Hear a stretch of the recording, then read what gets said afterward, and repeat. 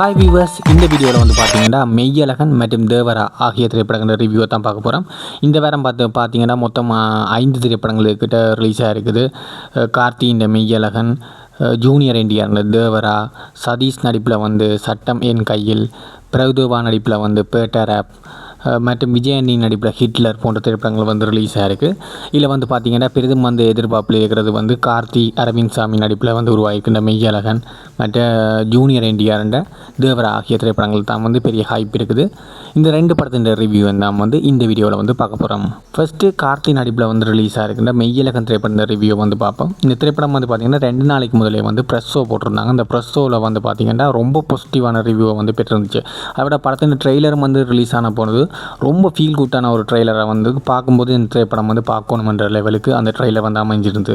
அதை விட இந்த திரைப்படத்தை வந்து 96 திரைப்படத்தை இயக்கிய பிரேம்குமார் 2வது திரைப்படம் என்னும்போது இந்த திரைப்படத்தின் மீது எதிர்பார்ப்பு வந்து ரொம்பவே எகிரி போச்சு. அதனால் இந்த திரைப்படத்தை வந்து நான் முதல்ல போய் பார்க்கணும்னு நினச்சி இந்த மெய்யழகன் திரைப்படத்தை வந்து ஃபஸ்ட்டு பார்த்தேன். இந்த படத்தோட ஸ்டோரி லைன் பார்த்தீங்கன்னா அரவிந்த் சாமி வந்து சின்ன வயசில் வந்து பார்த்திங்கன்னா சொத்து பிரச்சனை காரணமாக வந்து சொந்த ஊரை விட்டு சென்னையில் போய் குடியேறி 20 வருஷங்கள் கழித்து ஒரு கல்யாண வீட்டுக்காக மீண்டும் வந்து சொந்த ஊருக்கு வந்து வர வேண்டிய சூழ்நிலை ஏற்படுது. அப்படி வந்த இடத்துல வந்து கார்த்தியை வந்து மீட் பண்ணி அந்த கல்யாண வீட்டு இரவில் வந்து என்ன நடந்துச்சு என்றது வந்து ஒரு கார்த்திக்கும் அரவிந்த் சாமிக்கும் இடையிலான ஒரு நாள் இரவில் நடக்கின்ற ஒரு கலந்துரையாடல் மாதிரியான ஒரு படமாக தான் இந்த திரைப்படம் வந்து போகுது. முழுக்க இது கார்த்தியும் அரவிந்த் சாமிக்குமான ஸ்பேஸாக தான் போகுது. 2 பேருமே கதைக்கிற மாதிரியே இந்த திரைப்படம் போகுது. ஆனால் அது வந்து ரொம்ப சுவாரஸ்யமாக வந்து இந்த திரைப்படத்தை வந்து எடுத்திருக்கிறார் டிரெக்டர் பிரேம்குமார். ஏற்கனவே வந்து 96 திரைப்படத்தை வந்து எப்படி இதே மாதிரி ஒரு நாள் நைட்டில் நடிக்கிற மாதிரி அந்த 96 படத்தை எடுத்த போது இதுவும் வந்து ஒரு நாள் இரவில் வந்து கார்த்திக்கும் அரவிந்த் சாமிக்கும் வந்து நடக்கிற ஒரு உரையாடல் மாதிரி இந்த திரைப்படத்தை வந்து கொண்டு போயிருக்கார். ரொம்ப சூப்பராக வந்து இந்த திரைப்படத்தின் ஸ்க்ரீன் பிளே வந்து அமைஞ்சிருந்து ரொம்ப இயல்பாக வந்து நடந்து மொத்தம் 3 மணி நேரம் வந்து இந்த திரைப்படத்தை வந்து எடுத்திருந்தாங்க. ரொம்ப சூப்பராகவே இருந்துச்சு. படம் முடிஞ்சு வரும்போது ஒரு நல்ல ஒரு ஃபீல் குட் படமாக வந்து ஃபீல் ஆச்சுது.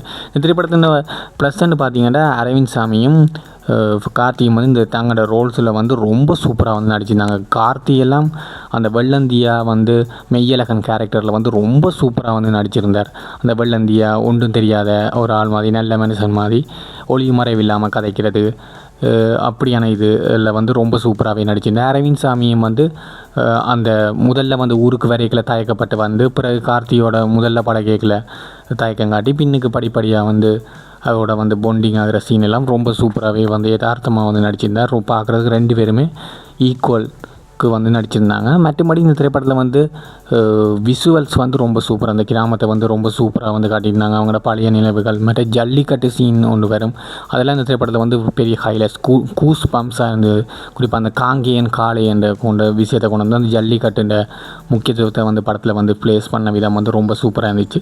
அடுத்து இந்த திரைப்படத்தில் வந்து பக்கவலமாக வந்து கோவிந்த் வசந்த் அந்த இசை 96 படத்தில் எவ்வளவு ப்ளஸ்ஸாக இருந்துச்சோ அதே மாதிரி இந்த திரைப்படத்தில் வந்து இவற்றை பாடல்கள் இசைகள் பின்னணி இசை வந்து சூப்பராக இருந்துச்சு. மற்றும்படி பார்த்திங்கன்னா இந்த திரைப்படத்தில் வந்து மேறு ப்ளஸ்களை வந்து பார்த்திங்கன்னா இந்த திரைப்படத்தின் கடைசி எண்டிங் சீன் வரைக்கும் ஒரு கார்த்தி வந்து யாருன்ற ஒரு சஸ்பென்ஸை வந்து கடைசி சீன் வரைக்கும் கொண்டு போய் கடைசியில் தான் வந்து அதை ரிவீல் பண்ணுவாங்க. அது வந்து ரொம்ப சூப்பராகவே இருந்துச்சு. அதுவும் வந்து ஒர்க் அவுட் ஆயிருந்துச்சு. அது வந்து இந்த படத்தில் வந்து ஒரு சூப்பராக இருந்துச்சு. அடுத்து இந்த திரைப்படத்தில் வந்து எனக்கு வந்து பார்த்திங்கன்னா இந்த திரைப்படம் வந்து ரொம்ப ஒரு ஸ்லோவான திரைப்படமாக தான் இருக்கும். முன்னுக்கு பெருசாக காமெடியில் அதில் வந்து இதாக போயிடும். ஆனால் செகண்ட் ஹாஃபில் வந்து ஒரு குடிச்சு போட்டு ஒரு இதில் வந்து கதைக்கிற மாதிரி ஒரு சீன் வரும். அது வந்து ரொம்ப ஒரு போர் அடிக்கிற மாதிரி ரொம்ப ஸ்லோவாக கதையை விட்டு ட்ராக்கு மாறி போகிற மாதிரி ஒரு ஃபீல் ஆகும். அப்படி கொஞ்சம் படம் வந்து 3 மணி நேர படம், அதுவும் 2 பேருக்கு இடையிலான ஒரு உரையாடல் இன்றைக்கெல்லாம் அது ஒரு கட்டத்துக்கு மேலே தகிட்ட வலிக்கிற மாதிரி போடும். படத்தில் வந்து பார்த்திங்கன்னா ஸ்ரீதிவ்யா, ராஜ்கிரண் போன்ற கேரக்டர்கள்லாம் பெரிய ஸ்கோப்பில் ஒவ்வொரு சீனில் வந்துட்டு போகிற மாதிரி இருக்கும். அது வந்து கொஞ்சம் எனக்கு இந்த படத்தில் ரோபேக் மாதிரி பட்டு. மற்றபடி இந்த படம் வந்து பார்த்திங்கன்னா இப்படியான இதுகள் இருந்தாலும் இந்த திரைப்படம் வந்து ரொம்ப ஒரு ஃபீல் குட்டான திரைப்படம். நிறைய வெட்டுக்கொத்து திரைப்படங்களுக்கு மத்தியில் ரொம்ப ஒரு ஃபேமிலி திரைப்படங்களில் ரொம்ப ஒரு ஃபீல் குட் திரைப்படமாக வந்துருக்குது. மறக்காமல் இந்த திரைப்படத்தை வந்து நீங்கள் பார்க்கலாம். அடுத்து தேவரா திரைப்படத்தின் ரிவ்யூவை வந்து பார்ப்போம். தேவரா திரைப்படம் வந்து பார்த்திங்கன்னா ஜூனியர் என்டிஆருக்கு ஆர்ஆர் திரைப்படத்துக்கு பிறகு தமிழில் ரிலீஸ் ஆகிற ஒரு சோலோ தமிழ் படம் முதல் படமாக வந்து இந்த தேவரா திரைப்படம் அமையுது. அதே நேரம் ஜான்வி கபூருக்கும் வந்து தமிழில் வந்து டிபியூட் ஆகிற முதலாவது திரைப்படமாக வந்து இந்த தேவரா திரைப்படம் காணப்படுது. அந்த வகையில் இந்த தேவரா திரைப்படம் எப்படி இருக்குது என்றதை வந்து பார்த்துடலாம். தேவரா திரைப்படத்தின் கதை வந்து பார்த்திங்கன்னா ஏற்கனவே தமிழ் சினிமாவுக்கு பழக்கப்பட்ட கதையெல்லாம், குறிப்பாக வந்து பாகுபலி, கேஜிஎஃப், ஆச்சாரியா போன்ற திரைப்படங்களோட கதைகளை வந்து ஒவ்வொரு படத்துலேயும் வந்து ஒவ்வொரு சீனை சுட்டு ஒரு கதை மாதிரி பண்ணியிருக்காங்க. அதுதான் இந்த திரைப்படத்தின் கதை. இந்த திரைப்படத்தின் கதையை நான் சொல்கிற அளவுக்கு படத்தில் கதை இல்லை. அந்த வேலை நேரடியாக வந்து படத்தில் என்னென்ன ப்ளஸ் மைனஸ் இருக்குன்றத பார்க்கலாம். படத்தில் ப்ளஸ்ன்னு பார்க்கல இந்த திரைப்படத்தின் விசுவல்ஸ் வந்து ரொம்ப சூப்பராக இருந்துச்சு. குறிப்பாக வந்து கடலில் நடக்கிற ஃபைட் சீனாக இருக்கட்டும், மற்றது இன்டோல் சீனில் வர ஒரு ஃபைட் சீனாக இருக்கட்டும், மற்றது கிளைமேக்ஸில் வர ஃபைட் சீன்கள் எல்லாம் ரொம்ப சூப்பராக இருந்தது. படம் வந்து விசுவல் வந்து ரொம்ப சூப்பராகவே இருந்தது. குறிப்பாக வந்து இந்த சுறாமீனோட வர ஃபைட் சீன் எல்லாம் ரொம்ப சூப்பராக இருந்துச்சு. அந்த வகையில் விசுவல்ஸ் வந்து இந்த திரைப்படத்துக்கு மிகப்பெரிய பலமாக வந்து அமைஞ்சுது. அடுத்து இந்த திரைப்படத்தில் இருக்கிற ப்ளஸ்ன்னு பார்த்தீங்கன்னா தேவரா என்ற கேரக்டரில், அப்பா கேரக்டரில் வர ஜூனியர் என்டிஆர் வந்து ரொம்ப சூப்பராகவே நடிச்சிருந்தேன். முதல் பாதியில் அவர்கிட்ட ஸ்டோரி வந்து வருது, ரொம்ப சூப்பராகவே இருந்துச்சு. அந்த ஸ்டோரியில் வந்து அவர் தேவரான்ற கேரக்டரை கொண்டு அந்த படத்தை வந்து ஃபர்ஸ்ட் ஹாஃபை வந்து ரொம்ப சூப்பராகவே வந்து ஹேண்டில் பண்ணி கொண்டு வந்துடுறார். அந்த வேலை அது வந்து ரொம்ப சூப்பராக இருந்துச்சு. அடுத்து இந்த திரைப்படத்தில் இருக்கிற ப்ளஸ்ன்னு பார்க்கல ஜான்வி கபூர் வந்து ரொம்ப பெரிய ப்ளஸ்ன்னு நான் சொல்லுவேன். அவங்க வளமையான ஹீரோயினியாண்டா என்னத்துக்கு கவர்ச்சிக்காக வந்து போவாங்க. அதையும் இந்த திரைப்படத்தில் வந்து மெயின்டைன் பண்ணிட்டு போயிருக்காங்க. கவர்ச்சியில் வந்து ரொம்ப கவர்ச்சியாக வந்துட்டு போகிறாங்க. தியேட்டரில் எல்லாம் ஜான்வி கபூர் வர சீனில் எல்லாம் விசில் பறக்குது. அந்த லெவலுக்கு ஜான்வி கபூர் வந்துட்டு போகிறாங்க. மற்றும் இந்த திரைப்படத்தில் வர பாடல்கள் பற்ற வைக்கும் பார்வைக்காரா மற்றும் ஃபயர் சாங் எல்லாம் ரொம்ப சூப்பராக இருந்துச்சு. அதுன்ற விசுவல்ஸும் வந்து ரொம்ப சூப்பராக இருந்துச்சு. அடுத்து இந்த திரைப்படத்தில் இருக்கிற மைனஸ்ன்னு பார்த்திங்கன்னா இந்த திரைப்படத்தின் கதை வந்து ஒரு பாகுபலி, கேஜிஎஃப் மாதிரி ஒரு படத்தை வந்து எடுக்க டிரெக்டர் வந்து பிளான் பண்ணி எடுத்துக்க. அதனால் அந்தந்த படங்களில் இருக்கிற ஒவ்வொரு சீனை வந்து இன்ஸ்பயர் பண்ணி எடுத்திருக்கார். ஆனால் படத்தில் வந்து அதுக்கான ஒரு சரியான திரைக்கதை வந்து அமைக்கப்படவில்லை.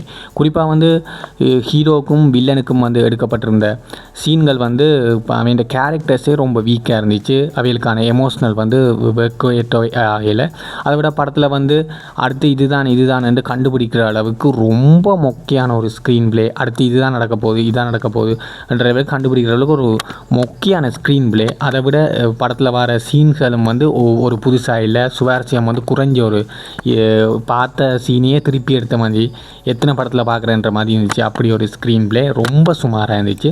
அடுத்து இந்த திரைப்படத்தில் இருக்கிற மைனஸ்ன்னு பார்த்தீங்கன்னா இந்த திரைப்படத்தில் வந்து என்னை பொறுத்த வரைக்கும் அனிருத்தின் பின்னணி இசை மற்ற படங்களோட ஒப்படைக்கல. எனக்கு இந்த படத்தில் வந்து அனிருத்தின் இசை இந்த படத்துக்கு வந்து பெருசாக வந்து செட் ஆகலை மாதிரி எனக்கு ஃபீல் ஆச்சுது.